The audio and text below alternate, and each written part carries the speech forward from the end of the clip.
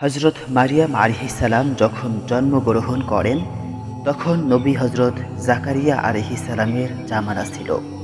বনে ইসরায়েল বংশ থেকে হান্না নামের এক পুণ্যবতী রমণী ছিলেন। তার স্বামী ছিলেন ইমরান বিন লাখাম। তিনি পরম ধার্মিক ও বাইতুল মুকাদ্দাসের সম্মানিত ইমাম ছিলেন। আর তার পিতা লাখাম ছিলেন হজরত সুলাইমান আলাইহিসসালামের বংশধর। হান্নার এক ভগ্নী ছিলেন, তার নাম ছিল উষা বা আশা বিনতে ফাকুজ। আর হজরত জাকারিয়া আলাইহিসসালামের স্ত্রী ছিলেন তিনি। হান্না এবং ইমরানের দম্পতিতে বৃদ্ধকাল পর্যন্ত নিঃসন্তান ছিলেন। জনশ্রুতি আছে তাহার ভগ্নী উষাও বন্ধ্যা ছিলেন। কথিত আছে যে ইমরানের স্ত্রী হান্না একদা একটি বৃক্ষতলায় উপবিষ্ট ছিলেন। এমন সময় ওই বৃক্ষ শাখার দিকে দৃষ্টি পতিত হওয়ায় তিনি দেখলেন যে একটি পাখির ডিম হতে একটি বাচ্চা বের হয়ে কিচিরমিচির করে ডাকতে শুরু করলো। অমনি পাখিটি তাকে নিজের বুকের তলায় নিয়ে আহার করাতে লাগলো। এই দৃশ্য অবলোকন করে হান্নার মনে একটি সন্তানের আকাঙ্ক্ষা প্রবলতর হলো। সঙ্গে সঙ্গে তিনি সন্তান লাভের জন্য আল্লাহ তাআলার দরবারে প্রার্থনা করলেন। শুধু তাই নয়, বাইতুল মুকাদ্দাস গমন করেও আল্লাহ তাআলার দরবারে প্রার্থনা করলেন যে, হে মাবুদ, আপনি অনুগ্রহপূর্বক আমাকে একটি সন্তান দান করুন। পার্থিব কোনো স্বার্থের জন্য এই সন্তান কামনা করিনি, বরং তাকে আমরা আপনার পবিত্র মসজিদ বাইতুল মুকাদ্দাসের খেদমতেই উৎসর্গ করব। এই ছিল হান্নার মনের একান্ত কামনা বাসনা। আল্লাহ তাআলা তার বাসনা কবুল করে তার গর্ভে একটি সন্তান দান করলেন। পেটে সন্তান স্থান নিয়েছে বলে অনুভব করলে তিনি ও তার স্বামী এক নতুন ভাবনায় নিমজ্জিত হলেন। যদি সন্তানটি ছেলে হয় তবে উদ্দেশ্য সফলই হবে, আর যদি মেয়ে হয় তাহলে মান্য কিভাবে পূর্ণ করা হবে, এই ভাবনায় হান্না আরও উদ্বিগ্ন হয়ে পড়লেন। ভাবনা চিন্তার অবসান ঘটিয়ে যথাসময় বিবি হান্না একটি মেয়ে সন্তান প্রসব করলেন। এতে তিনি অত্যন্ত দুঃখিত হলেন এবং আল্লাহ তাআলার দরবারে আবেদন করলেন, হে আমার প্রতিপালক, আমি তো মান্যত করেছিলাম যে আমার একটি সন্তান হলে আমি তাকে আপনার মসজিদে খেদমতে নিযুক্ত করব। এখন দেখা যাচ্ছে যে আমার একটি কন্যা সন্তান জন্ম নিয়েছে। এখন আমি কিভাবে আমার মান্যত পূরণ করব? তখন তাকে আল্লাহ তাআলা সান্ত্বনা প্রদান করার জন্য ইরশাদ করলেন, হে হান্না, তুমি দুঃখিত হয়েও না। আমি তোমাকে যে কন্যা সন্তান দান করেছি কোনো পুরুষ সন্তান তার সমতুল্য হবে না। আল্লাহ তাআলা তাকে আরও জানিয়ে দিলেন যে আন্তরিক সৎ উদ্দেশ্য আমার নিকট গ্রহণীয়, ছেলে বা মেয়ে কোনো কথা নয়। আল্লাহ তাআলার পক্ষ হতে এই বাণী শ্রবণ করে শান্ত হৃদয়ে বলে উঠলেন যে, আমি এই কন্যার নাম রাখলাম মরিয়াম।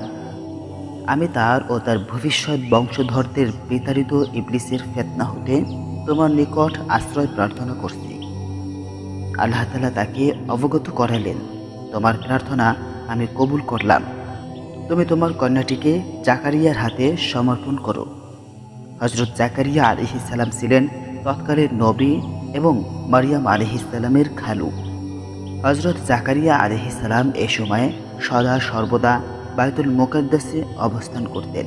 সে সময় বাইতুল মুকাদ্দাসের তত্ত্বাবধায়ক পদে শুধু হজরত জাকারিয়া আলাইহিসসালাম ছিলেন না, বরং ওই পদে আরও কতিপয় লোক মোতায়েন ছিলেন। হজরত জাকারিয়া আলাইহিসসালাম ছিলেন তাদের মধ্যে অন্যতম। হজরত মারিয়াম আলাইহিসসালাম যখন ভূমিষ্ঠ হলেন তখন উক্ত মসজিদে প্রাক্তন ইমাম জীবিত ছিলেন না। সুতরাং জন্মের পরে মারিয়ামকে যথাসময়ে তার মাতা হান্নাই নিজের মান্যত অনুসারে বাইতুল মুকাদ্দাসে নিয়ে গেলেন। মরিয়াম যেহেতু ওই মসজিদের প্রাক্তন ইমাম ইমরানের কন্যা ছিলেন, তাই তার প্রতি প্রত্যেকের একটি স্বাভাবিক স্নেহবাৎসল্য ছিল এবং তার তত্ত্বাবধানের দায়িত্ব প্রাপ্তির ইচ্ছা প্রবলতর ছিল। আর প্রত্যেকেই এই ধারণা পোষণ করছিল যে মরিয়ামের তত্ত্বাবধান নিজ দায়িত্বে গ্রহণ করে সৌভাগ্যবান হবে। প্রত্যেকের মনে এইরূপ বাসনা পোষণের ফলে তাদের মধ্যে মনোবাদ, বাকবিতণ্ডা ও কলহের সূচনা ঘটল। হজরত জাকারিয়া আলাইহিসসালাম তার খালু ছিলেন, তাই মরিয়ামের প্রতি তার দাবি অধিক বলে তিনি তার বক্তব্য পেশ করলেন, কিন্তু অন্যান্যরা তা মানতে রাজি হলেন না। অবশেষে হজরত জাকারিয়া আলাইহিস সালাম একটি প্রস্তাব উপস্থাপন করলেন যে, তোমরা যখন মরিয়মকে আমার দায়িত্বে প্রদান করতে সম্মত হচ্ছ না, তখন এসো, আমরা সকলেই অন্য কোনো মাধ্যমে বিষয়টি ফয়সালা করি। এই প্রস্তাবে সকলে রাজি হলো এবং সিদ্ধান্ত গৃহীত হলো, তারা তাদের যে লৌহ কলম দ্বারা তওরাত গ্রন্থ লিখেন সেই কলম পানির মধ্যে নিক্ষেপ করবেন। তারপর যার কলম পানিতে ভাসতে থাকবে সে ব্যক্তি মরিয়মের তত্ত্বাবধানকারী হবেন, অথবা কলমগুলি নিকটস্থ স্রোত বিশিষ্ট জর্দান নদীতে ফেলে দেওয়া হবে। অতঃপর যার কলম পানির উপরে এক জায়গায় স্থির থাকবে কিংবা স্রোতের প্রতিকূলে ভেসে যেতে থাকবে, তিনি মারিয়াম আলাইহিস সালামের দায়িত্ব লালন পালনের ভার গ্রহণ করবেন। সিদ্ধান্ত অনুযায়ী প্রত্যেকের কলমগুলি পানিতে নিক্ষেপ করা হলো। অতঃপর দেখা গেল হজরত জাকারিয়া আলাইহিস সালামের কলম একই স্থানে ভেসে রইল বা স্রোতের বিপরীত দিক থেকে ভেসে যেতে থাকলো। তখন সর্বসম্মতিক্রমেই হজরত জাকারিয়া আলাইহিস সালাম মারিয়াম আলাইহিস সালামের লালন পালন ও তত্ত্বাবধান গ্রহণ করলেন। পূর্বেই উল্লেখ করা হয়েছে যে স্বয়ং আল্লাহ তাআলারও এইরূপ ইচ্ছা ছিল। বিবি মরিয়াম নাসেরা নামক একটি শহরের অধিবাসিনী ছিলেন। নাসেরা শহরটি বাইতুল মুকদ্দাসের অদূরেই অবস্থিত ছিল। বিবি মরিয়াম পিতামাতার মান্যত পূর্ণ করার জন্য বাইতুল মুকদ্দাসের খেদমতে নিযুক্ত ছিলেন। তিনি বাল্যকাল থেকেই অতিশয় সুশীলা এবং ধর্মানুরাগী ছিলেন। তার পিতার নাম ছিল ইমরান এবং নবী জাকারিয়া আলাইহিস সালামের শ্যালিকা বিবি হান্না তার জননী ছিলেন। একদিন বিবি মরিয়াম নামাজ পড়ছিলেন। হঠাৎ ফেরেশতা জিবরাইল আলাইহিস সালাম অবতীর্ণ হলেন। তিনি বললেন, তোমার প্রতি সালাম, তুমি আল্লাহ তাআলার অনুগ্রহ প্রাপ্তা, আল্লাহ তাআলা তোমার সাথে সর্বদাই রয়েছেন। বিবি মরিয়াম এই অপ্রত্যাশিত পূর্ব সম্বোধনে ভীতচকিত হলেন। ভাবতে লাগলেন, কে এলো, কিসের সালাম? হজরত জিবরাইল আলাইহিস সালাম বললেন, আমি আল্লাহর ফেরেশতা জিবরাইল, তুমি ভীত হও না, তুমি পবিত্র সন্তান লাভ করবে, এই সুসংবাদ তোমাকে দিতে এসেছি। বালিকা ভীত হলেন এবং বললেন, তা কেমন করে হবে? আমি যে কুমারী, আমি এখনও স্বামীর সঙ্গ লাভ করিনি। ফেরেশতা বললেন, আল্লাহ তাআলার কুদরতেই এটি সম্ভব হবে, তার কাছে এটি কঠিন কাজ নয়। এই বলে ফেরেশতা অন্তর্হিত হলেন। 6 মাস পূর্বে হজরত জাকারিয়া আলাইহিস সালামের স্ত্রী গর্ভবতী হয়েছেন। এখন আবার কুমারী মরিয়াম আলাইহিস সালাম আল্লাহ তাআলার কুদরতে গর্ভবতী হলেন।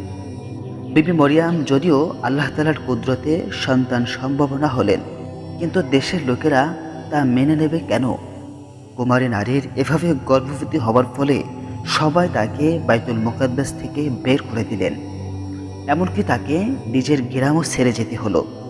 সঙ্গী সহায়হীন অবস্থায় গর্ভবতী মরিয়াম একটি নির্জন প্রান্তরে সন্তান প্রসব করলেন। বিপদাপন্ন মরিয়াম কোনো আশ্রয় খুঁজে না পেয়ে একটি শহরের দ্বার প্রান্তে আস্তাবলের একটি পতিত প্রাঙ্গণের একটি খেজুর গাছের নিচে আশ্রয় নিলেন। হায়, যিনি পৃথিবীর মহা সম্মানিত নবী, তিনি সেই নগণ্য স্থানে ভূমিষ্ঠ হলেন। যে মহানবীর ধর্মানুসরণ আজ পৃথিবীময় বিস্তৃত। শক্তি এবং সম্মানে যারা পৃথিবীতে শ্রেষ্ঠ স্থান অধিকার করে রয়েছে, তাদের নবী ভূমিষ্ঠ হলেন একটি আস্তাবলের অব্যবহার্য আঙ্গিনায়।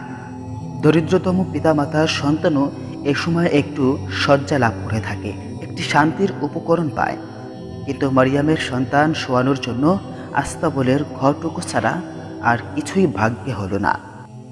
মরিয়াম সুচিস্নাতা হওয়ার পর সন্তান সাথে নিয়ে বাইতুল মুকদ্দাসে গেলেন এবং সেখানে গিয়ে পাখির মান্যত পালন করলেন। এই সময় একদল অগ্নিপূজক হজরত ঈসা আলাইহিস সালামকে খুঁজে ফিরছিল। তারা জ্যোতিষী ছিল। নক্ষত্র দেখে তারা হজরত ঈসা আলাইহিস সালামের জন্ম হয়েছে এটি জানতে পেরেছিল। হেরোইস বাদশাহ এটি শুনে ভয় পেলেন এবং সেই অনুসন্ধানকারী দলের কাছে গোপনে বললেন যে তারা যেন সেই বালকের সন্ধান করে, কোথায় আছে তা বের করে। অগ্নিপূজকেরা খুঁজতে খুঁজতে বিবি মরিয়ামের কাছে পৌঁছত এবং সেই ক্ষুদ্র শিশুকে সেজদা করল আর সেখানে মান্যত ইত্যাদি সম্পূর্ণ করল।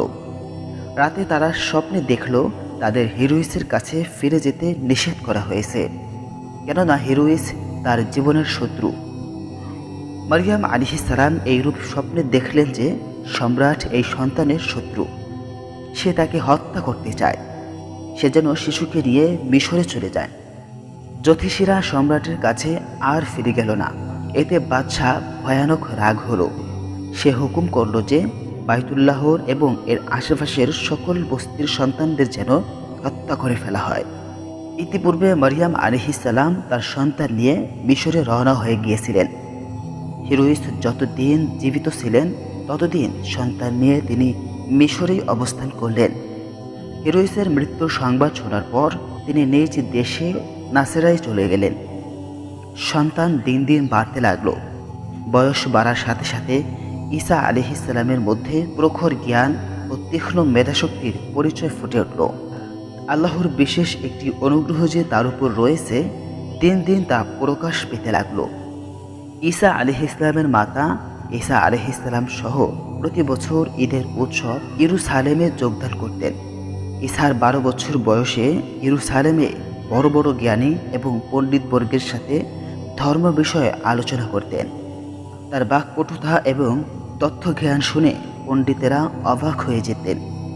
ক্রমান্বয়ে হজরত ঈসা আলাইহিস সালাম আধ্যাত্মিক জ্ঞানের পূর্ণতা লাভ করতে লাগলেন। 30 বছর বয়সে তিনি আল্লাহ তাআলার কাছ থেকে ওহী লাভ করেন এবং নবীরূপে ধর্ম প্রচার করতে শুরু করলেন।